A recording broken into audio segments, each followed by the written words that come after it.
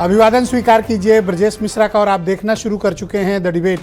बहनों भाइयों, आज मध्य रात्रि हम लोग आज़ादी के 78वें वर्ष में प्रवेश करने जा रहे हैं।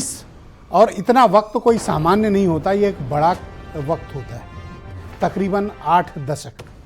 इस दौरान भारत का सामाजिक, आर्थिक, कूटनीतिक, रणनीतिक और राजनीतिक समाज कितना बदला, हमने क्या अचीव किया है इन दिनों, और ख़ास तौर पर सामाजिक और राजनीतिक मोर्चे पर भारत किस तरह का भारत इस वक्त बना है, और जिन मुद्दों के साथ हम बढ़ रहे हैं उसमें क्या किस तरह की सामाजिकता और राजनीतिक विषय विमर्श में इस वक्त चल रहे हैं। आज चर्चा 78वें वर्ष में प्रवेश पर हम इस विषय पर करने जा रहे हैं। बहनों भाइयों, भारत अपनी आज़ादी के 78वें वर्ष में प्रवेश कर रहा है। जैसा कि मैंने डिबेट के प्रारंभिक उद्बोधन में कहा कि ये कोई सामान्य वक्त नहीं है, ये एक बहुत लंबा वक्त रहा है।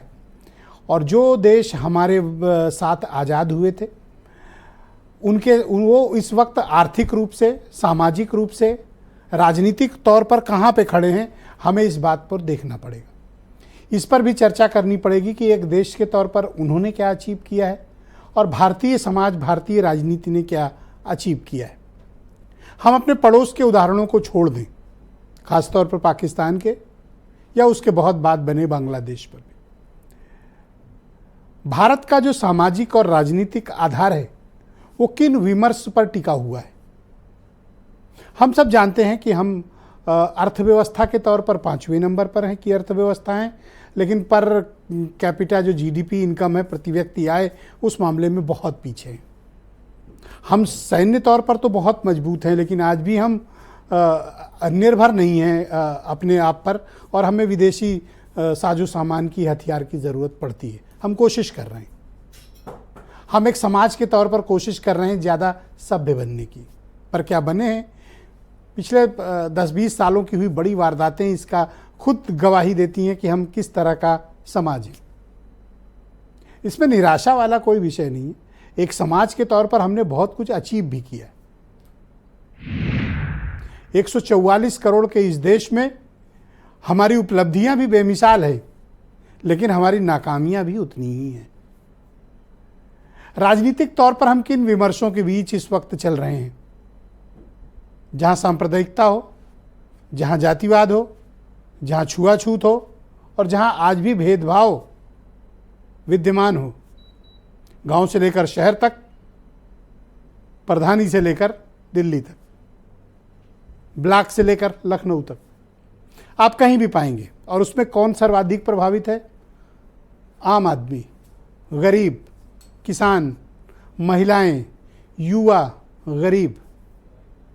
खास तब भी खास थे, खास आज भी खास हैं। सरकारें किसी की भी आई गई हों, खास लोग हमेशा खास रहते हैं, कुछ नए खास भी बनते हैं। इन दिनों आप देख रहे होंगे तो इस देश की राजनीति में विमर्श चल रहा है जातिवाद का, सांप्रदायिकता का। क्या इससे निकलकर भारत एक उस विकसित भारत की परिकल्पना कर सकता है जहां समानता का सिद्धांत लागू हो, जहां सबको न्याय मिले, सबको इक्वल अपॉर्चुनिटी मिले प्रगति करने की, आगे बढ़ने की, जहां टैलेंट की कद्र हो, और जो देश राष्ट्रभक्ति में एक दूसरे से बढ़ चढ़ कर हो, जिस देश में कोई छुआछूत ना हो, कोई भेदभाव ना हो। हम इस तरह के भारत की परिकल्पना करते हैं जो आर्थिक तौर पर भी समानता का पक्षधर हो। यही भारत का संविधान कहता है। जो इन सारी बातों के बीच मैं यही सेंटर पॉइंट लाना चाहता हूँ। जो मैं कह रहा हूँ वो कोई असाधारण बात नहीं कह रहा हूँ। यही तो भारत का संविधान है, जो समानता के अवसर देने के सिद्धांत पर, जो सांप्रदायिक नहीं है, जातिवाद का नहीं है, छुआछूत भेदभाव के खिलाफ है, इक्वल अपॉर्चुनिटी एमंग ऑल। समाज में जो निचले पायदान पर खड़ा है, जिसकी वकालत पंडित दीनदयाल उपाध्याय का एकात्म मानववाद भी करता है, जिसकी वकालत समाजवाद, लोहिया का समाजवाद भी करता है, जिसकी वकालत बाबा साहब भीमराव अंबेडकर करते हैं, और जिसकी परिकल्पना राष्ट्रपिता महात्मा गांधी ने की। वही बात तो मैं कह रहा हूँ।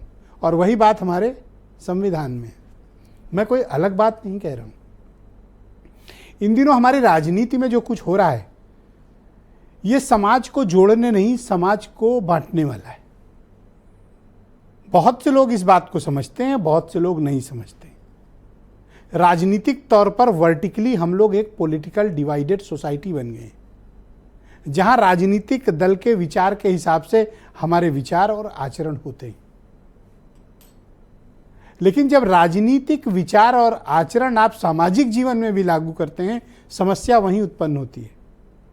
जरूरी नहीं कि जो राजनीतिक तौर पर जिनसे आपके विचार नहीं मिलते हों वो सामाजिक जिंदगी में आपके दुश्मन हो। ऐसा नहीं होना चाहिए। किसी तरह का छुआछूत भेदभाव होना ही नहीं चाहिए। बहनों भाइयों, समग्रता के साथ जो लोकतंत्र आगे बढ़े हैं वही समृद्ध हुए हैं। अमेरिका इसका उदाहरण है, यूरोप भी इसके उदाहरण है। बहुत से आपको ऐसे उदाहरण मिल जाएंगे। और ऐसा नहीं है कि अमेरिका यूरोप में सब ठीक है। हम अगर जातिवाद और सांप्रदायिकता में लिप्त हैं तो वो रेसिज्म में लिप्त हैं। व्हाइट एंड ब्लैक, आप में से बहुत से लोग विदेश गए होंगे तो व्हाइट और ब्लैक के बीच का फर्क उनको वहाँ पता चला होगा। वहाँ सवर्ण, OBC, upper caste, lower caste का सिस्टम नहीं। वहाँ आप उनके लिए ब्लैक हैं। वहाँ दो ही चीज़ें हैं, कोई गेहुआ रंग नहीं है, या तो व्हाइट है या ब्लैक है। सोसाइटी हर जगह डिवाइडेड है, लेकिन अपॉर्चुनिटी सबको मिलती है आगे बढ़ने की। तो क्या हम एक सभ्य समाज के तौर पर उस सबको अवसर देने के, बिना छुआछूत के, बिना किसी भेदभाव के एक ऐसा विकसित भारत चाहते हैं जो प्रगति करे, जो आने वाली पीढ़ी को एक अच्छा हिंदुस्तान दे?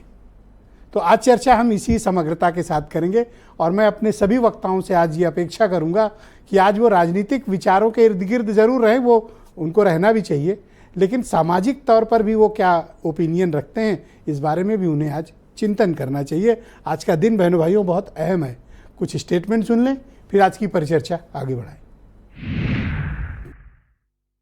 सैकड़ों साल की गुलामी के बाद हमको आज़ादी मिली, उसकी खुशी मनाने का दिन है। ऐसे में कुछ लोग विभीषिका दिवस मना रहे हैं।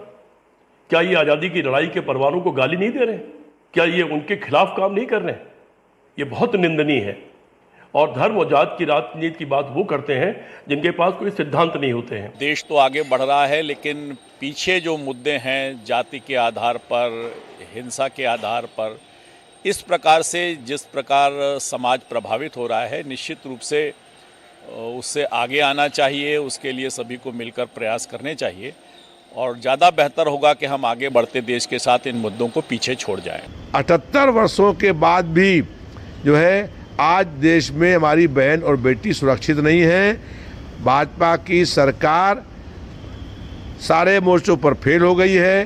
प्रदेश में न कानून का राज है, न व्यवस्था है और भ्रष्टाचार चरम सीमा पर है।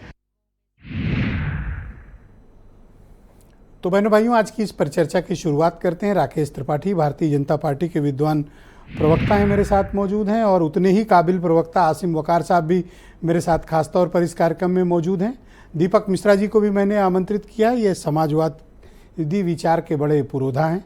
और डॉक्टर कालीचरण स्नेही जी दलित समाज के बहुत ही जाने माने चिंतक हैं, प्रोफेसर हैं और बहुत ही विद्वान व्यक्ति हैं। और थोड़ी देर में हमें सुचि विश्वास जी भी ज्वाइन करेंगी। कांग्रेस कमेटी की प्रवक्ता हैं वैसे तो, लेकिन वो भी बहुत ही विद्वान महिला हैं। उन्हें भी आमंत्रित हमने किया है। आज इस चर्चा को बढ़ाएंगे। और वीरेंद्र सिंह जी भी अपनी ओपिनियन के साथ उपस्थित हैं। आप सभी का स्वागत और धन्यवाद। राकेश त्रिपाठी जी, कार्यक्रम की शुरुआत मैं आपसे करना चाहता हूं। और आपसे मेरा प्रश्न है कि जिस तरह के भारत की परिकल्पना, एक विकसित भारत के बारे में हम विचार रखते हैं, तो विकसित से मेरा संदर्भ सिर्फ आर्थिक तौर पर विकास का नहीं है, बल्कि सामाजिक तौर पर, राजनीतिक तौर पर, और एज ए सोसाइटी हमारा किस तरह का बिहेवियर और आचरण होना चाहिए, उनके बारे में भी चर्चा करते हैं। आप किस मत के हैं और आप क्या सोचते हैं कि हम जो इस सपने को लेकर आगे बढ़े थे 78 वर्षों में, वो सपना पूरा क्यों नहीं हुआ? कि ब्रजेश जी, जब हम 77 वर्ष अपनी आज़ादी के जश्न मना चुके हैं और 78वां हम जश्न मनाने जा रहे हैं, उसकी पूर्व संध्या पर बैठे हैं, तो मैं आज तो सबसे पहले पूरे देशवासियों को उस भारत विभाजन की विभीषिका का स्मृति एक बार पुनः याद दिलाऊंगा कि ये आज़ादी की कीमत हमने कितनी चुकाई है। ये आज़ादी कोई हमको बहुत सहजता से, बहुत आसानी से नहीं मिली है। 10 लाख से ज़्यादा लोगों को इस विभीषिका में अपने प्राण गंवाने पड़े हैं। 1.5 करोड़ से ज़्यादा लोगों को अपना घर बार छोड़ना पड़ा है और वो पीड़ा आज तक लोग झेल रहे हैं, आज तक उस पीड़ा को महसूस कर रहे हैं। हम इसलिए इस आज़ादी की कीमत को हमको समझना होगा। और ऐसा नहीं है कि आज़ादी पाने के बाद देश ने अचीव नहीं किया है।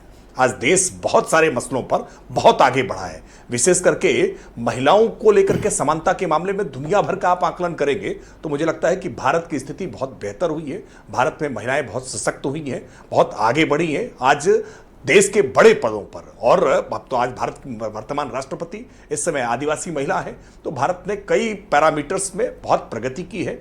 समाज को साथ लेकर के चलने में, सबको आगे बढ़ाने में बहुत तरह के प्रयास किए गए हैं। और पिछले वर्षों में जिस तरह से विशेष तौर पर वो महिलाएं जिनको शौच के लिए खुले में जाना एक त्रासदी होती थी, ऐसे छोटे छोटे विषयों पर भी सरकार ने ध्यान दिया है, समाज ने ध्यान दिया है, मिलकर के इसका समाधान करने का प्रयास किया गया है। देश कई मायने में आगे बढ़ा है। लेकिन मुझे लगता है राजनीतिक चिंताएं, राजनीतिक आरोप प्रत्यारोप, बहुत सारी सरकारों को लेकर के सवाल होते हैं। हम सवालों के जवाब भी देने की कोशिश करते हैं, लेकिन देश मुझे लगता है एक सही ट्रैक पर है। और 2047 में भारत को विकसित भारत बनाया जा सके, उसमें जब तक सबको साथ लेकर के नहीं चलेंगे, केवल मुंबई या दिल्ली के चमकने से देश नहीं चमक सकता है। देश को चमकाने के लिए हमको उत्तर प्रदेश के बलिया, बांदा, बदायूं जैसे छोटे छोटे जनपदों को भी उतनी ही चमक के साथ आगे बढ़ाना होगा। सबको साथ लेकर के चलना होगा। हम निश्चित तौर पर इस बात के पक्षधर हैं और इसमें हम सबके सुझाव, सबका साथ, सबका विकास, सबका प्रयास और सबका विश्वास,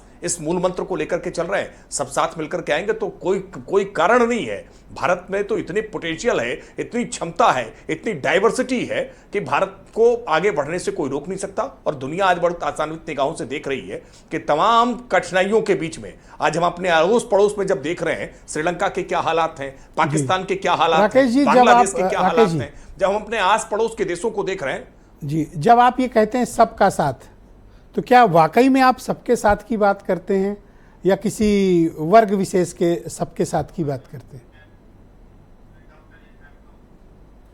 नहीं, हम जब सबका साथ कहते हैं तो सच में सबका साथ कहते हैं। और उस सबके साथ पर जो सवाल खड़े करने वाले लोग हैं ना, वो वास्तविकता में लोगों को बरगलाने का प्रयास करते हैं। वरना आज शासन की किसी भी योजना में देखिए तो वो वंचित वर्ग जो है ना, वो वंचित वर्ग जाति के आधार पर हो, वो वंचित वर्ग मजहब के आधार पर हो, उस वंचित वर्ग को सर्वाधिक हिस्सेदारी मिली है। और किसी भेदभाव के बिना जो वास्तविकता में जिसको आवश्यकता थी शासन की, वो नीतियां जो अंत्योदय का सिद्धांत पंडित दीनदयाल उपाध्याय जी ने दिया था ना, कि पंक्ति में खड़ा हुआ अंतिम व्यक्ति, उस तक जब तक शासन का लाभ नहीं पहुंचेगा तब तक लाभ नहीं माना जाएगा। हम पंक्ति के अंतिम व्यक्ति तक लाभ पहुंचाने का काम कर रहे हैं। आयुष्मान कार्ड एक दुनिया में क्रांतिकारी योजना है और दुनिया भर में इसको लेकर के लोग बड़े आश्चर्य से देख रहे हैं कि कैसे भारत ने आज 50 करोड़ से ज्यादा लोगों को 5 लाख रुपए तक का बीमा का कवर दे दिया है कि आपको अपने मां के, पिता के, बच्चे के कैंसर का इलाज ही कराना हो तो 5 लाख रुपए तक का इलाज सरकारी अस्पताल में मुफ्त होगा। यह आज भारत की सरकार ने व्यवस्था की है। और लेट में आसिम वकार साहब को आमंत्रित करता हूं, MIM के राष्ट्रीय प्रवक्ता हैं। वकार साहब, स्वागत आपका और धन्यवाद। आज हम लोग थोड़ा विषय से हटकर और ऑफबीट डिबेट कर रहे हैं। इसमें यह है कि हम 78वें वर्ष में आज़ादी के प्रवेश कर रहे हैं। इस दौरान हमने सामाजिक और आर्थिक तौर पर क्या अचीव किया है, क्या खोया है, स्पेशली लास्ट 11 ईयर में या यूपी में लास्ट 8 ईयर्स में आप क्या महसूस करते हैं, एक नागरिक के तौर पर भी और एक पॉलिटिकल पर्सनालिटी के तौर पर भी, कि हमने क्या पाया है और क्या खोया है?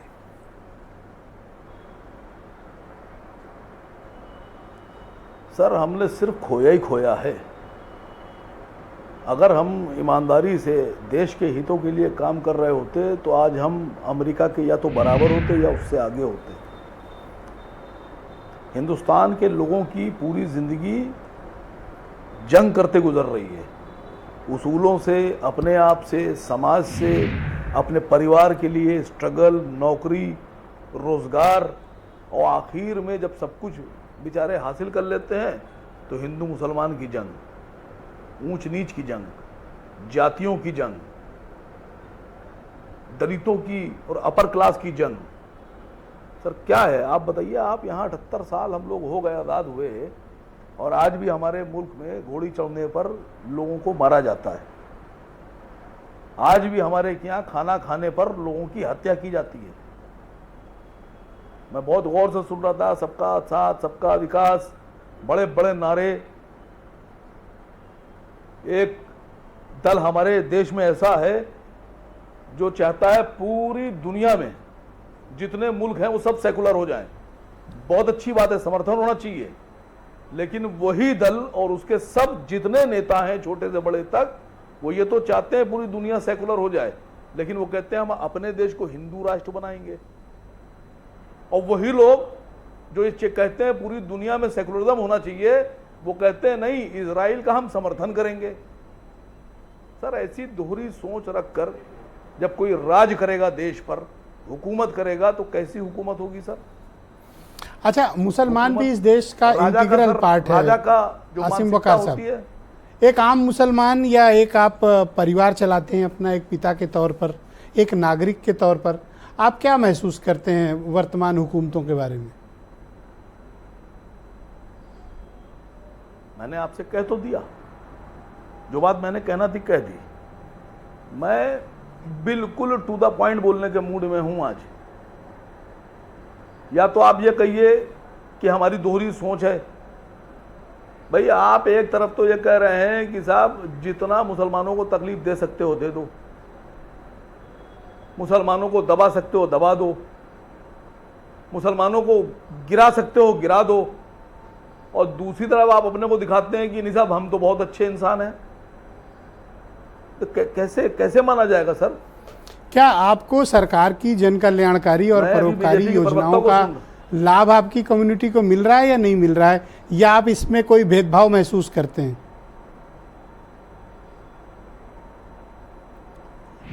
सर, बात लाभ की नहीं होती है। मसला ये होता है कि दो व्यक्तियों को आपने बिठाया और एक को आपने भरपेट खाना दिया और दूसरे से कहा कि खाने से पहले तुमको हम मारेंगे, सदा देंगे, तुम्हारा खून निकाल लेंगे, तुम्हारी हड्डी तोड़ देंगे, उसके बाद खाना देंगे। खाना तो आप दे रहे हैं, योजना का लाभ भी दे रहे हैं, अब पता नहीं कितना पहुंच रहा है कितना नहीं पहुंच रहा है।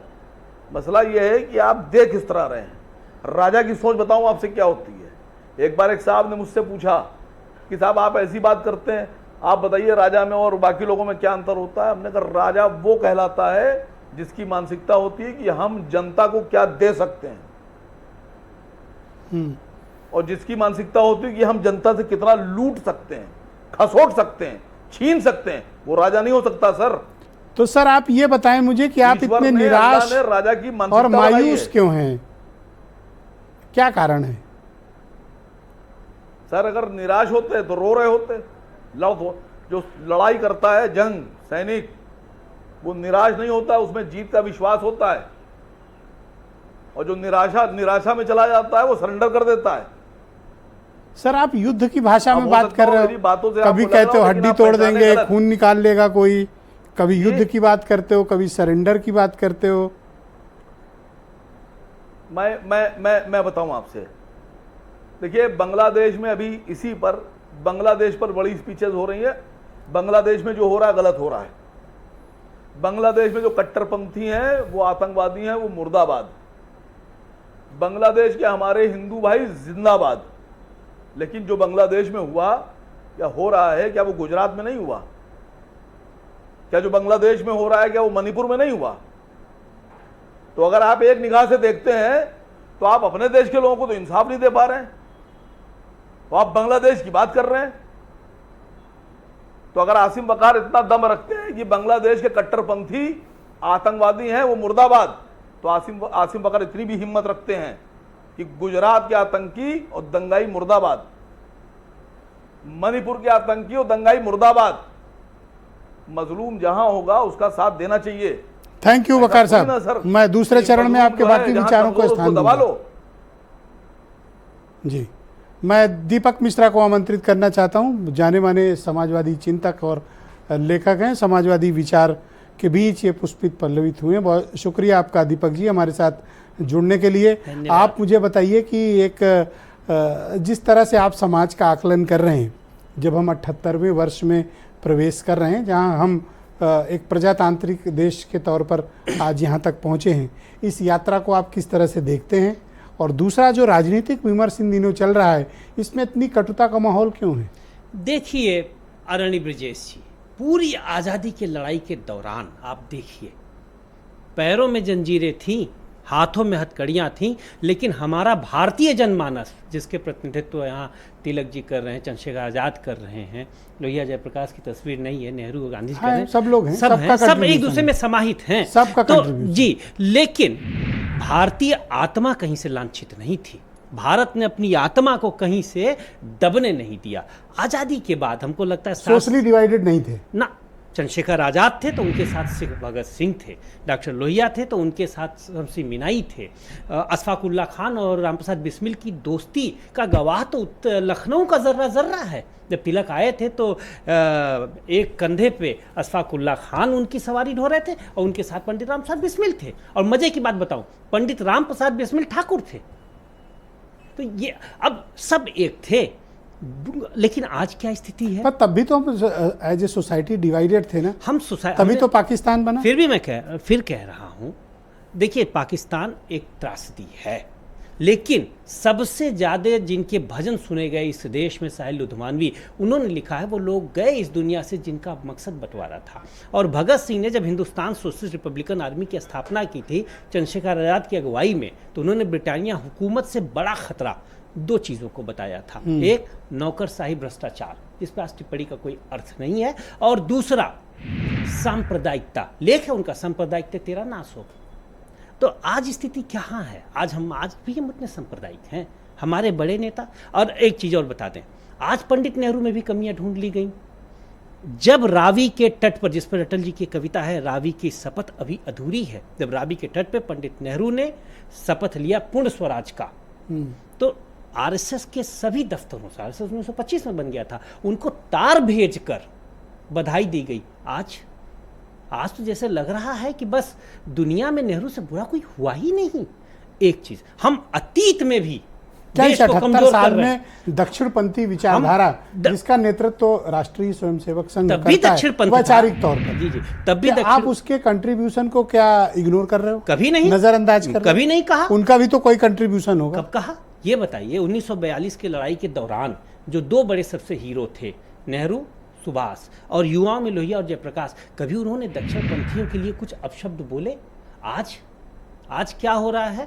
आज राजनीति जाति के खेमों में इतना बढ़ चुकी है, ये 4 खेमे 64 फुटों में इतना बढ़ चुकी है, एक शेर है मान्यवर, कि इतने हिस्सों में बढ़ चुके हैं हम, हमारे हिस्से में कुछ बचा ही आज नहीं। तो मैं एक खबर भी देख रहा था कि यादव और मुसलमान को क्या फील्ड पोस्टिंग नहीं, अब आप देखिए, नहीं देंगे, हमारे हालांकि सरकार ने अभी तक उसका कोई खंडन नहीं किया है। मैं कह रहा हूँ, हमारे मुख्यमंत्री हैं, हमारे सूबे के वो सूबेदार हैं, और मजे की बात है कि वो योगी के भेष में भी हैं, तो उनके मुंह से तो जाति बिल्कुल नहीं निकलना चाहिए। योगत्व का पहला सूत्र ही है कि आप जात से परे होंगे। उन्होंने सदन में क्या बोला? 17-18 थे और उसमें से सिर्फ एक यादव, एक मुसलमान।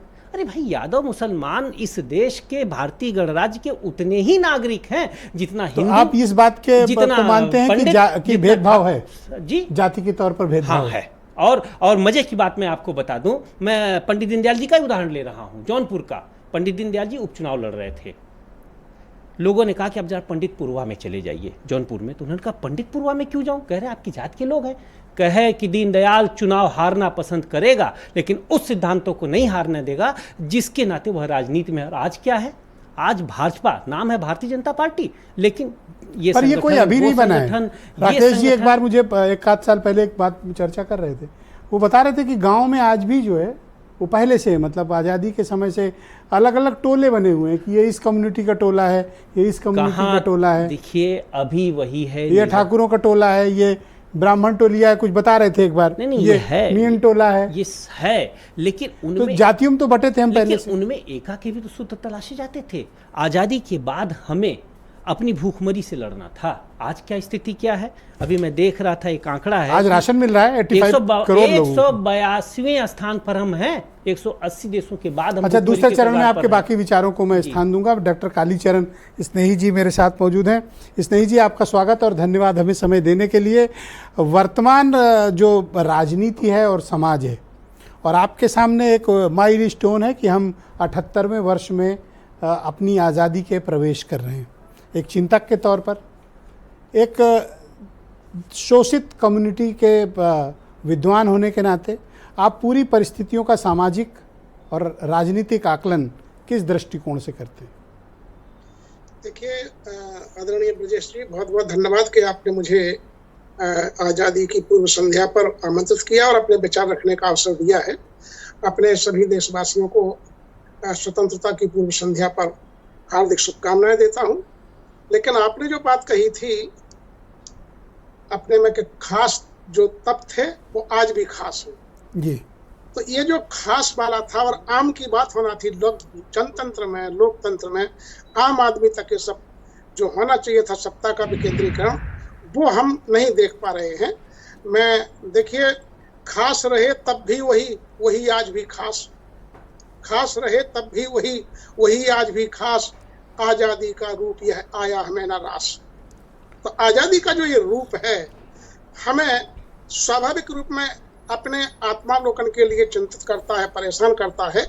अभी आदरणीय राकेश त्रिपाठी जी बहुत अच्छे प्रवक्ता हैं, भाजपा के विद्वान आदमी हैं, वो कह रहे थे कि माननीय प्रधानमंत्री ने या भाजपा सरकार ने देश को दलित राष्ट्रपति दिए, इस समय हमारे राष्ट्र का नेतृत्व आदिवासी महिला राष्ट्रपति के रूप में कर रही हैं जी। लेकिन क्या ये नहीं हो सकता था जब इतना रिकॉर्ड गिनारा, एक रिकॉर्ड इनके पास और होता कि 78 साल में तीसरी बार जब प्रधानमंत्री के रूप में मोदी जी शपथ ले रहे थे, वो किसी आदिवासी को, किसी दलित को, किसी पिछड़े वर्ग के व्यक्ति को शपथ दिलाते और इस ख्याल को भूल जाते कि हम नेहरू की बराबरी कर रहे हैं।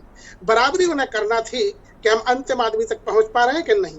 तो मुझे लगता है कि ये आज़ादी का जो 78वां जश्न है बहुत बहुत ज़्यादा, मतलब भले ही प्रतीकात्मक होता, लेकिन ये मोदी के रिकॉर्ड में शामिल होता। 2 रिकॉर्ड उन्होंने शामिल कर लिए, लेकिन 78 साल में हम मुसलमानों का विश्वास नहीं जीत पाए। अभी अकरम साहब को हम सुन रहे थे, बकर साहब को, और दलितों का भी देखिए, दलितों को जो उम्मीद थी वो हमें मैंने बहुत उम्मीद थी कि भाई यही संविधान में था कि सब हम भारत के लोग जाति का विनाश कर लेंगे, छुआछूत हमने अपराध घोषित क्या कर दिया अभी था। भी आप जिस कम्युनिटी से ताल्लुक़ रखते हैं वो छुआछूत भेदभाव की शिकार है और अभी भी आपको आइसोलेट किया जाता है, या फिर आप मानते हैं कि इसमें बहुत कमी आ गई है और बड़ी सुधार हो रहे हैं इसमें?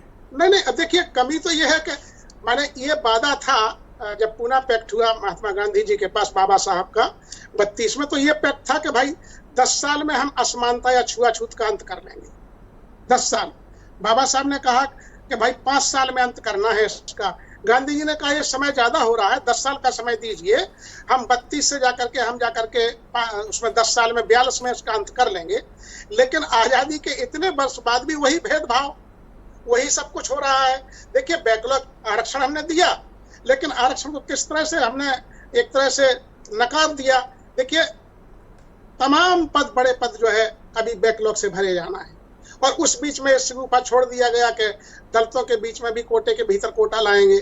महिलाओं के लिए इसको कह रही थी यही सरकार के, नहीं, कोटे के भीतर कोटा नहीं चलेगा। सर, आरक्षण से इतर मेरा प्रश्न था कि ये जो छुआछूत और भेदभाव है अब तो काफी कम हुआ है या अभी भी विद्यमान है? नहीं, उसका स्तर बदला है, उसके तरीके बदले हैं। जैसे कि हर प्रकार के तरीके बदल जाते हैं, तो ये तरीका बदला है, लेकिन वो जो है सामने वाले को एहसास जरूर कराते हैं कि तुम इस जाति के हो।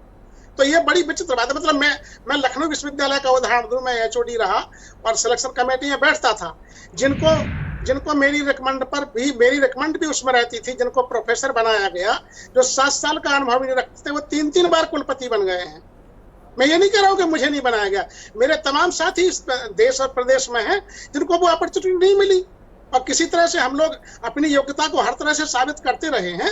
तो अब देखिए, ये बड़ी बात, हमने उम्मीद लगाई थी प्रधानमंत्री की, तो बात छोड़िए, हम कुलपतियों की आस नहीं लगा पा रहे हैं। देखिए, एक चेयरमैन का पद जो है कांग्रेस के समय जरूर थोराट साहब को मिला था, लेकिन अब क्या हो रहा है, हम NFS कर रहे हैं, हम नियुक्तियों में धांधली कर रहे हैं, हम निजीकरण को इस हद तक ले जा रहे हैं कि सरकारी अस्पताल, सरकारी स्कूल, सरकारी जितने भी निकाय हैं, उनको सरकार कमजोर कर रही है। सरकार को चाहिए कि सरकारी निकायों को मजबूती देंगे तभी तो आरक्षण का लाभ मिलेगा, Thank you, क्योंकि sir. आरक्षण ही एकमात्र मजबूती का आधार था जिसको कमजोर कर दिया गया है। और सरकार के महान्यायवादी ने अपना पक्ष रखा सुप्रीम कोर्ट में कि हम इस बंटवारे से सहमत हैं। अब चूंकि प्रधानमंत्री जी से जब सांसद, उनके ही सांसद और तमाम सांसदों ने भेंट की तो उन्होंने आश्वासन किया है, लेकिन आश्वासन से नहीं बहुत होता है, शुक्रिया संविधान में संशोधन स्नेही जी, करेगा। हमारे साथ जुड़े रहिएगा। दूसरे चरण में आपको वकार साहब प्लीज वेट, मैं आपको दूंगा समय, आप अपनी बात कह लीजिएगा। सुचि विश्वास जी भी हमें ज्वाइन कर चुकी हैं। सुचि जी, आपका स्वागत। हम लोग आज इस विषय पर चर्चा कर रहे हैं कि आज़ादी के 78वें वर्ष में हम प्रवेश कर रहे हैं। सामाजिक तौर पर और आर्थिक तौर पर और राजनीतिक तौर पर क्या हम उस न्याय, भेदभाव, छुआछूत के खिलाफ उतनी मजबूती से अपनी लड़ाई लड़ पाए हैं, या हमें इस पर बहुत काम करने की ज़रूरत है? आपके विचार क्या हैं? जी, आपको और चैनल को सभी प्रोग्राम को स्वागत है। और आपका विषय बहुत अच्छा है।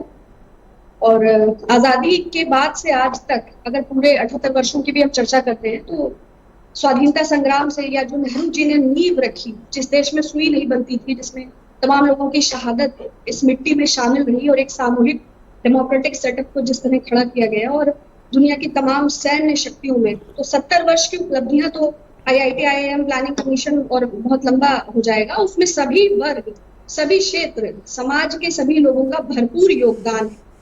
बट जो ये विरासत 70 वर्षों में खड़ी हुई, जिसमें कांग्रेस के द्वारा समरूपता, समावेशिता, सभी समाजों की संस्कृति भी स्थापित की गई, किंतु उसके बाद चाहे वो शिक्षा का अधिकार हो, चाहे फूड सिक्योरिटी बिल हो, चाहे तमाम कुप्रथाओं का अंत हो, चाहे आरक्षण की व्यवस्था हो, देखिए अभी जातियों की भी बात हो रही थी, तो इसमें कोई संशय नहीं है कि हमारे सोशल फैब्रिक में, आपने भी बताया, चमरोटी, कुमरोटी, पासियान या जाति, धर्म, वर्ग के आधार पर एक भेद है।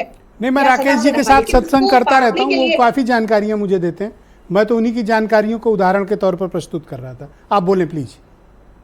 जी, हमारे सोशल फैब्रिक में वो सदा से रही, लेकिन विगत 10 वर्षों से जातीय जनगणना का प्रश्न भी कांग्रेस उठाती रही, और समाज के सभी वर्गों को सहभागिता स्थापित करने का जितना भी मौका कांग्रेस के द्वारा दिया गया, या एक रूपता स्थापित करने का, या संविधान को स्पष्ट रूप से देश में लागू करने का, तो उसमें सभी की सहभागिता है। मैं सिर्फ कांग्रेस का पक्ष नहीं रख रही, लेकिन विगत 10 वर्षों से जो देश की स्थिति है, जितना घृणा और वैमनस, आपने संघ की अभी बात किया, विभाजन विभीषिका दिवस मना रहे, तो जो काला इतिहास है, जो पेंशन और काला पानी है, जो उनकी कुंठा है, आरएसएस के ऑर्गेनाइजेशन, क्या उनके इनपुट से, उस पर हम नहीं जाएंगे, डिबेट लंबा होगा, लेकिन वो मनुस्मृति के सिद्धांतों के सदस्य पोषक रहे हैं।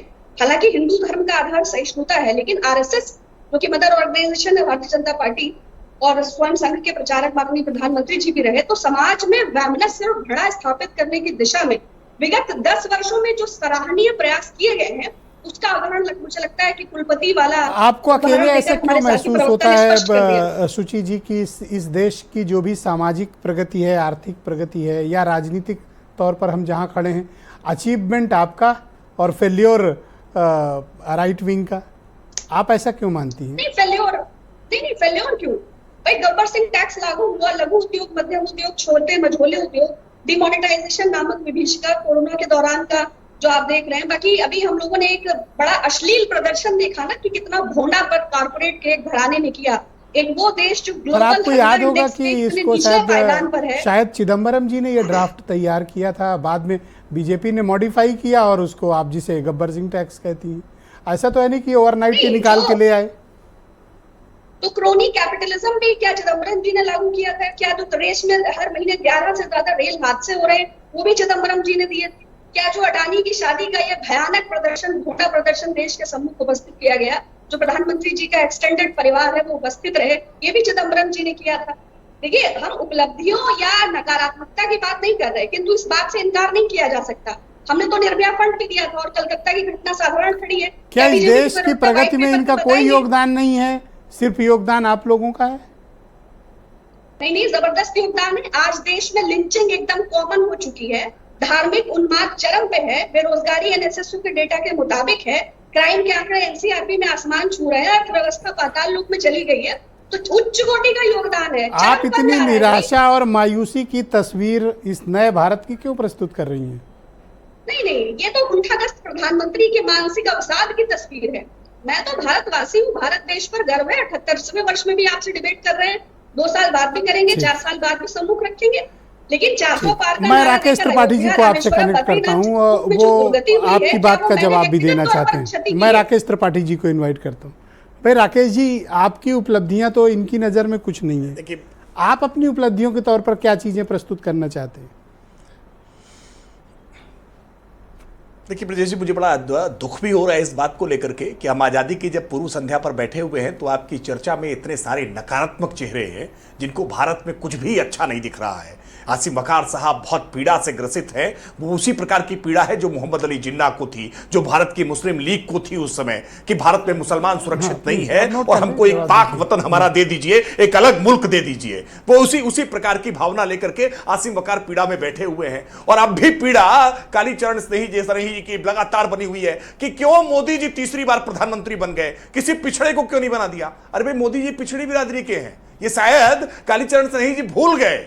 मोदी जी उसी पिछड़ी जाति से आते हैं। देश की राष्ट्रपति मैं निवेदन करूंगा, कृपया सुन लें, फिर जवाब अपनी बारी में। पिछड़ी जाति से। बोलिए आप राकेश जी, कंटिन्यू। ये अब सुची विश्वास जी, मुझे लगता है कि कम से कम आप अपनी बात नहीं मानना चाहती, हमारी बात नहीं मानना चाहती। दुनिया भर के ऑब्जर्वेशन देखिए ना कि कोरोना की त्रासदी के बाद बड़ी बड़ी अर्थव्यवस्थाएं ढहने लगी, लेकिन भारत ने कैसे अपने आप को मजबूती से कदम जमा करके आगे बढ़ता रहा। मैंने उदाहरण दिया कि बगल के देश पाकिस्तान, बांग्लादेश और श्रीलंका, और चाहे वो रूस और यूक्रेन हो या फिलिस्तीन और इजराइल हो, दुनिया भर में किस प्रकार की अशांति है, लेकिन भारत के भीतर कैसे संभावनाएं दिखाई पड़ रही है। दुनिया भर की बड़ी बड़ी कंपनियां, एफडीआई लगातार भारत में बढ़ रहा है और भारत में चहुओं चतुर्दिक विकास हो रहा है। और मैंने इसलिए कहा कि केवल मुंबई और दिल्ली का कॉस्मेटिक विकास नहीं है, जैसा मायावती जी ने किया था लखनऊ का कॉस्मेटिक विकास, जैसा अखिलेश यादव जी करते थे सैफई का कॉस्मेटिक विकास। कॉस्मेटिक विकास नहीं, सेलेक्टिव विकास नहीं, सर्वांगीण विकास किया है, चतुर्दिक विकास किया है। सबको साथ लेकर के चले हैं कि हर घर तक, हर मजरे तक बिजली पहुंचे और बिजली ज्यादा से ज्यादा मिले, सबको मिले, बिना भेदभाव के मिले। हमने प्रयास किया है। तो मायावती के जितने डेवलपमेंट के काम हैं लखनऊ में, वो आप मानते हो कॉस्मेटिक है?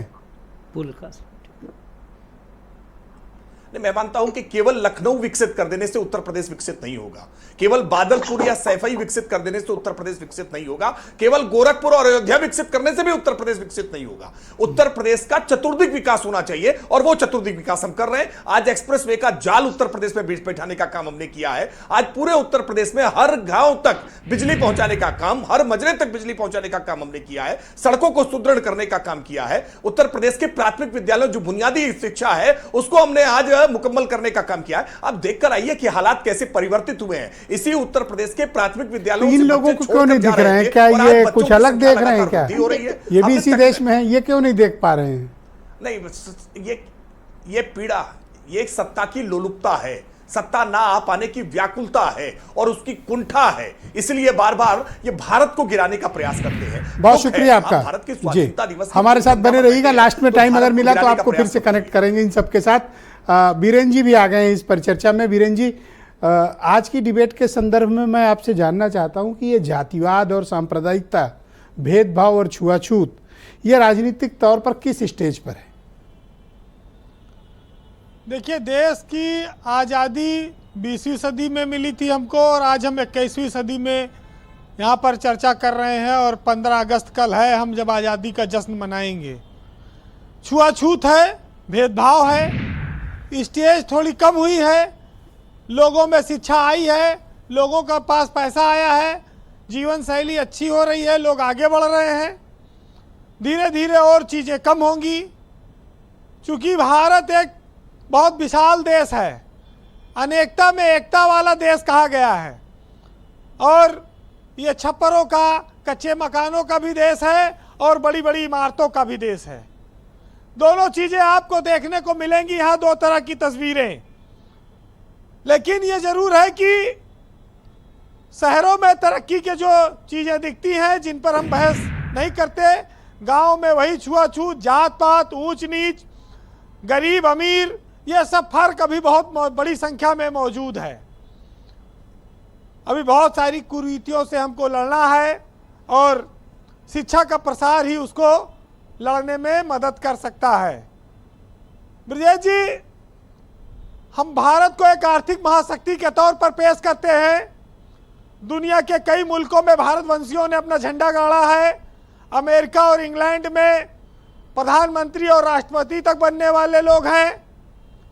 लेकिन ये जरूर है कि भारत अभी भी 60% आबादी खेती पर निर्भर है, और वो खेती प्रकृति पर निर्भर है कि कभी बारिश, कभी सूखा, कभी पाला। तो ये चीजें आज भी इस देश के लिए बहुत समस्या बनी हुई हैं। जब देश आजाद हुआ था तब अनाज की कीमत क्या थी, आज अनाज की कीमत क्या है, हम किसान के लिए क्या कर पाए हैं, ये असली तरक्की होगी, इस पर देखना होगा। ब्रजेश जी, संविधान हमारी ताकत है, सबको समानता का अधिकार देता है, बड़ी बड़ी उपलब्धियां हैं। हमने चांद पर भी झंडे गाड़ दिए हैं, और ये भारत को आर्थिक महाशक्ति के साथ साथ वैज्ञानिक स्तर पर भी आगे ले जाता है। हम किसी से पीछे नहीं हैं। कोई राष्ट्र भारत को घूर कर, आंख दिखाकर जा नहीं सकता है, और कई सारे ऐसे वाकये आए हैं जिस पर भारत ने करारा जवाब दिया है।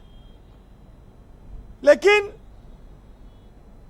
भारत के लिए जो सबसे बड़ी चुनौती है वो सियासत है, जो अपने फायदे के लिए लोगों को जात पात में बांटती है, जात के आधार पर लोगों को टिकट देती है, धर्म के आधार पर भेदभाव होती है, रैलियां होती हैं, बड़े बड़े मंचों से ऐलान होता है, और सिर्फ इससे कि हमको इसका फायदा मिल जाए।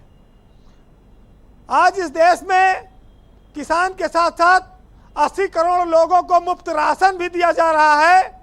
यह भी भारत के लिए बहुत बड़ी चुनौती है कि हम इतनी बड़ी संख्या में लोगों को राशन की व्यवस्था कर रहे हैं। अब वो वोट की खातिर है कि पेट की खातिर है, ये लोग अपना अपना उसके हिसाब से व्याख्या करें। लेकिन कल मोदी जी एक बड़ा इतिहास रचने जा रहे हैं भाई। भाजपा की ओर से वो ऐसे प्रधानमंत्री बनेंगे जो 11वीं बार लगातार लाल किला पर झंडा फहराएंगे। एक जानकारी आई है कि 17 बार नेहरू ने और 16 बार इंदिरा गांधी ने फहराया है। उसके बाद मोदी तीसरे ऐसे व्यक्ति हैं। तो ये बहुत बड़ी उपलब्धि है बीजेपी के लिए, क्योंकि देश में अगर एक मजबूत सरकार हो, एक बहुमत की सरकार हो, बार बार चुनाव न कराना पड़े, तो एक आर्थिक बोझ घटेगा, तेज तरक्की होगी, प्रगति होगी। इन सब चीज़ों पर भी लोगों को नज़र जाना चाहिए। अभी बहुत सारी बातें कालीचरण जी ने भी कही। एक बात जो मुझे कहना पड़ता है कि भारत देश में सबसे ज़्यादा देवी देवता और भगवान हैं, मूर्तियां हैं, देवस्थान है, तीर्थ स्थल है, लेकिन सबसे ज़्यादा गरीबी भी हमारे यहाँ आबादी के हिसाब से, भूखमरी भी है, और अत्याचार और शोषण की भी कहानियाँ हम लोग आए दिन सुनते हैं। ठगी है, भेदभाव है, लूटपाट भी है। ये सब चीज़ों पर भी लगाम लगाना होगा। ये क्योंकि अभी भारत सिर्फ अंग्रेजों से आज़ाद हुआ है। अभी जातिवाद, अंधविश्वास, पाखंडवाद, इससे उसको आज़ाद होने में काफ़ी लंबा समय लगेगा। इसके लिए भी बहुत काम करने की आवश्यकता है। अभी असली मायने में आज़ादी तब मिलेगी। वैसे ब्रजेश जी, अपने यहाँ एक बड़ा अच्छी बात कही जाती है कि हम उस बदनसीब समाज का हिस्सा हैं जहाँ सुंदरता का पैमाना सिर्फ गोरा रंग माना गया है, और बुद्धिमत्ता का पैमाना अंग्रेजी भाषा मानी गई है जी, और पढ़ाई का जो पैमाना है वो सिर्फ अच्छी सरकारी नौकरी जो पाता है वही सबसे अच्छा पढ़ैया है। ये जो पैमाने बने हैं, ये शिक्षा व्यक्तित्व का विकास नहीं करती है। इसको बदलना होगा, और ये देखना होगा कि इस देश में शिक्षा को कैसे सस्ता किया जाए, इलाज को कैसे लोगों को सस्ता किया जाए, गरीब आदमी भी अच्छे से इलाज करा सके। अब तो इलाज बहुत महंगा हो गया है जी, शिक्षा बहुत महंगी है, इस पर भी लगाम लगाना होगा, क्योंकि इसी से सारा देश चलता है। वैसे एक साहित्यकार ने लिखा है आज आज़ादी के मौके पर, सुनिएगा, बहुत अच्छी कविता है कि गांव और शहर में तरक्की में क्या अंतर है, कि अच्छी थी पगडंडी अपनी, सड़कों पर तो जाम बहुत है, और फुर्र हो गई फुर्सत अब तो सबके पास काम बहुत है, और नहीं ज़रूरत बूढ़ों की, हर बच्चा बुद्धिमान बहुत है, और उड़ गए सब बाग बगीचे, 2 गमलों की शान बहुत है, और मट्ठा दही खाते नहीं हैं, कहते हैं कि जुखाम बहुत है, और बंद हो गई चिट्ठी पत्री, फ़ोनों पर पैगाम बहुत है, और आदी हो गए एसी में रहने के, और कहते हैं कि बाहर घाम बहुत है। बहुत शुक्रिया वीरेन जी, बहुत ज़बरदस्त बातें आपने ग्राउंड जीरो से प्रस्तुत की, बहुत शुक्रिया आपका, धन्यवाद। बहनों भाइयों, इस डिबेट के अगले चरण में हम पहुंचते हैं। आसिम वकार साहब मेरे साथ मौजूद हैं, MIM के राष्ट्रीय प्रवक्ता हैं। वकार साहब, अभी आपने राकेश त्रिपाठी जी की भी बात सुनी और इस परिचर्चा में अन्य भी हमारे साथ खास मेहमान लोग भी मौजूद हैं। एक उदासी और मायूसी इसलिए है, ऐसा बीजेपी मानती है, क्योंकि आप पॉलिटिकली कुछ आपकी पार्टी या आप जिस विचारधारा के हैं वो अचीव नहीं कर पाई, इस कारण आप शायद इनके प्रति एक नकारात्मक रुख रखते हैं। सर, जितनी बातें मैंने कही थी, एक भी बात का जवाब किसी ने नहीं दिया। शुरुआत मैंने नोट की, मैं पहली बार नोट करके रखा कि किसका जवाब देना है। बीजेपी प्रवक्ता कह रहे हैं कॉस्मेटिक विकास और सर्वांगीण विकास। इन्होंने कहा कि मायावती जी ने, अखिलेश जी ने जो विकास किया था वो कॉस्मेटिक था, मतलब Lucknow metro, Agra expressway, Janeshwar park, ये सब जितना बना हुआ है सड़कें सब कॉस्मेटिक थी, मेकअप उतरना चाहिए था। और इनका जो था वो सर्वांगीण था। सर्वांगीण का मतलब ये था कि जो पूर्वांचल एक्सप्रेस था बह गया, कितने गड्ढे हो गए थे पहली बार में। अभी गोरखपुर के बारे में मैंने आप ही के चैनल पे देखा कि कितना करोड़ों रुपए लगा के विकास हुआ। और राकेश त्रिपाठी जी कहीं दूर मत जाइएगा, आपका विकास आइएगा मेरे घर। अभी 1 महीने पहले सड़क बनी है, 1 महीना पहले, और 1 महीने बाद जो बारिश हुई है उसमें ऊपर की सब सीमेंट बह गई। यह है आपका विकास। और सारे अधिकारी जानते हैं, और आपके नेता भी जानते हैं, आपके सभासद भी जानते हैं, ठेकेदार भी मिले हुए हैं, आप विकास की बात करते हैं। कालीचरण जी ने भी कहा समानता, आरक्षण, सबको बराबर। सर, मुझे बहुत अफसोस के साथ कहना पड़ रहा है, अगर मैं 1947 में होता तो विरोध करता। इन्हीं ने जो 1951 में जो आरक्षण का बिल लाए हैं, ये बिल कैसा बिल है सुनिए अब आप। ये धर्म के आधार पर बिल लाए हैं। इनका बिल आरक्षण का ये है कि अगर दलित मुसलमान होगा तो उसको आरक्षण नहीं मिलेगा, और अगर दलित हिंदू होगा तो उसको आरक्षण का लाभ मिलेगा। क्यों साहब, मुसलमान को तो क्या आप मुसलमानों के लिए अलग से आरक्षण के आधार पर आरक्षण हिमायती हैं? मैं आपसे क्या कह रहा हूं, मुसलमान अगर दलित होगा तो आरक्षण का लाभ नहीं मिलेगा, और अगर दलित हिंदू होगा तो उसको आरक्षण का लाभ मिलेगा। मैं कहा हिमायती तू आप दिख रहे हैं मुझे। अभी राशन की बात, मैं तो आपकी तरक्की हमेशा चाहूंगा, आपकी, राकेश त्रिपाठी जी की, सुची जी की, राशन, दीपक जी की। 85 करोड़ लोगों को राशन दिया जा रहा है। 10 साल सरकार के हो गए, 11वां शुरू हो गया। जब ये सरकार में आए थे बीजेपी वाले, मोदी जी ने प्रधानमंत्री की शपथ ली थी, तो भारत में 5 करोड़ परिवार भी ऐसे नहीं थे जो गरीबी की रेखा के नीचे हों। और मोदी जी ने इतना विकास तो ये तो समस्या देखिए आपकी है ना कि आप कॉस्मेटिक विकास और सर्वांगीण विकास का फर्क नहीं समझ पा रहे हैं। सर, मुझे बोलने तो दीजिए, बाद में आप समझा दीजिएगा। अच्छा ठीक। मैं कह रहा हूं कि इतना विकास कर दिया कि जो 85 करोड़ लोग जो अपना रोजी कमा के खा रहे थे वो भी फकीर हो गए बेचारे। वो भी अगर उनको सरकार राशन ना दे तो वो खाना ना खा पाए। इसको आप अगर विकास कहते हैं तो सर बहुत, मैं तो माशाल्लाह आपकी बुद्धि की दाद दूंगा सर। पर इतनी भी मायूसी नहीं है जितनी कि आप स्प्रेड कर रहे हैं। लोग भी देश में, आप फिर समझ नहीं पा रहे हो कॉस्मेटिक डेवलपमेंट और सर्वांगीण में। नहीं है सर, मैं आईना दिखा रहा हूँ। सर्वांगीण नहीं समझ पा रहे हो आप। बताइए मुझे जरा कॉस्मेटिक क्या है। वो बताया तो भाई ने, मुझे कॉस्मेटिक बताइए कहाँ कहाँ हुआ है। वो बता रहे हैं जितना और लखनऊ में डेवलपमेंट मायावती कहाँ अखिलेश हुआ बताइए यादव मुझे। ने जो काम किए सब कॉस्मेटिक थे, और वो सर्वांगीण में विकास विश्वास इन्हीं ने जो रखते किए हैं। थे, इन्हीं ने तो पूरा अकबर नगर गिरा दिया, पूरा अकबर नगर तबाह कर दिया। उन्होंने बनाया, इन्हीं ने उजाड़ा। देखिए, देश की जमीन देश के नागरिकों की है, देश के राजाओं की नहीं है, जी, बादशाहों की नहीं है, प्रधानमंत्रियों की नहीं है, मुख्यमंत्रियों की नहीं है। देश की जमीन देश के लोगों की है। और 50-50 अच्छा, राकेश त्रिपाठी कुछ सर्वांगीण में सुधार करना चाहते हैं शायद, मैं उनको एक 20 सेकंड का मौका देना चाहता हूं। एक मिनट सर, अरे सर 1 मिनट। अच्छा, कंप्लीट कर लो। अरे 1 मिनट सर, हाँ, 1 ठीक मिनट। आपका विकास ये है सर्वांगीण कि नहीं, नाले को जिसमें मैला बहता है, गू, उसको अरे आप कैसी कहेंगे भाषा नदी। ना, कुकरेल नाले को सर पूरे नहीं पूरे नहीं। ट्रांस गोमती का जो गंदा है घरों का, वो कुकरेल नाले में बह रहा है। अरे नहीं सर, नदी है कुकरेल, ऐसा सरकारी दस्तावेज बता रहे हैं। 20 सेकंड आपको राकेश त्रिपाठी जी मिलेंगे, ओनली 20 सेकंड समय शुरू, बोलिए। देखिए ब्रजेश जी, क्या है ना, कुछ लोगों की समस्याओं का अंत ही नहीं होता है, उनकी पीड़ा इतनी होती है ना कि उसका अंत ही नहीं हो सकता है। पीड़ा का समाधान खोजते हुए कुछ लोग पाकिस्तान गए थे ना। आसिम वकार साहब से पूछे, इनके कई जानने वाले होंगे पाकिस्तान में, आटे के लिए मोहताज थे। कुछ दिन पहले पता चला कि आटे के लिए झगड़ रहे हैं, आटा नहीं है उनके यहाँ।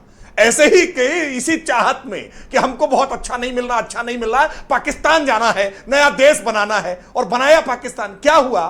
फिर नया बांग्लादेश बनाना था, नया बांग्लादेश बनाया, क्या हुआ? ये सारे उदाहरण आपके सामने हैं, लेकिन आसिम वकार की पीड़ा अभी समाप्त नहीं हो रही है। बहुत शुक्रिया आपका, ऐसा होते हैं ना, धन्यवाद। सो करके जागने का, धन्यवाद सर, थोड़ा वक्त का बहुत। दीपक मिश्रा जी को लाया जगाया नहीं जा जाए। सकता है। जिन विचारों को अभी रखा गया, क्या इन विचारों से सहमत हुआ? इतनी भी नकारात्मकता, मायूसी और निराशा का माहौल नहीं है। ऐसा भी नहीं है।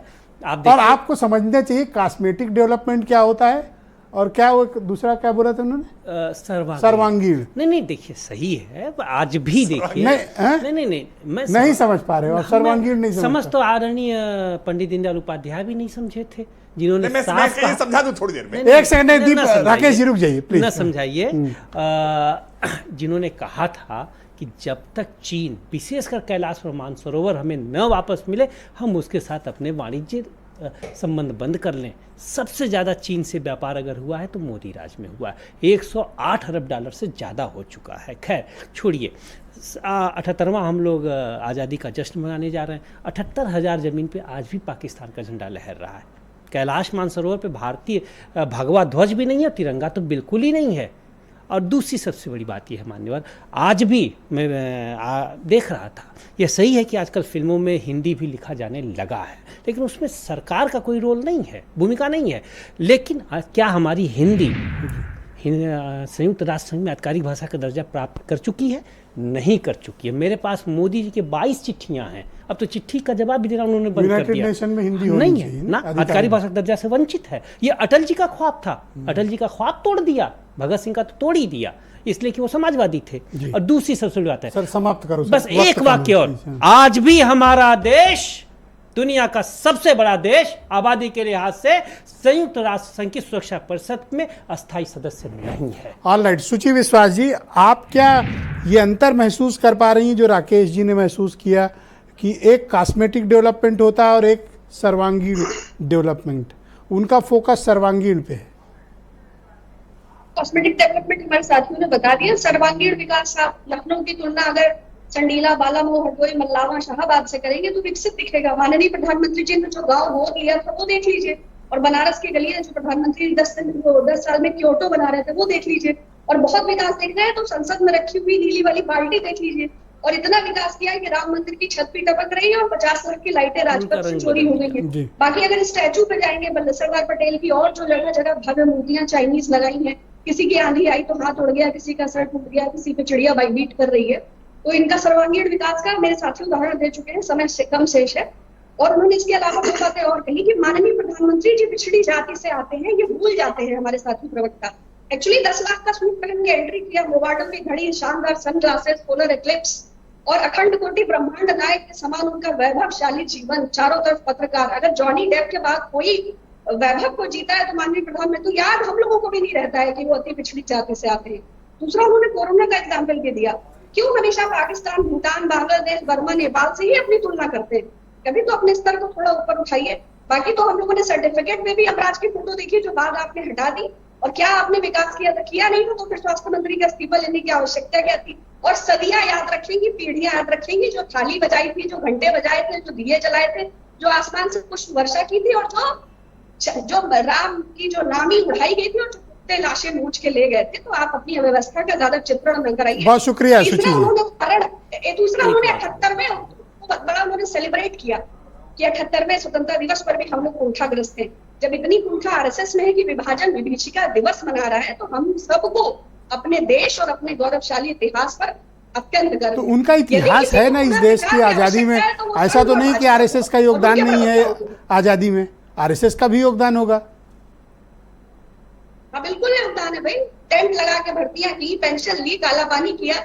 बाकी तो आईटी सेल और प्रोपेगेंडा मशीनरी के थ्रू। और मैं कालीचरण जी को आमंत्रित करता हूँ, वो बोल रहे कालीचरण जी बोल रहे, फिर आपको कालीचरण जी, राकेश जी ने कुछ ऑब्जेक्शंस दर्ज कराए थे। त्रिपाठी जी ने जो बात कही है, देखिए तकनीकी और औपचारिक दृष्टि से मान भी लें कि प्रधानमंत्री जी ने अपने मुख्यमंत्री काल में उनको ओबीसी में शामिल कर लिया अपनी जाति को, लेकिन मान लें कि ओबीसी, तो भाई ओबीसी को 3 बार प्रधानमंत्री बना रहे हैं ये, और दलितों के साथ, आदिवासियों के साथ नाइंसाफी नहीं लगती है।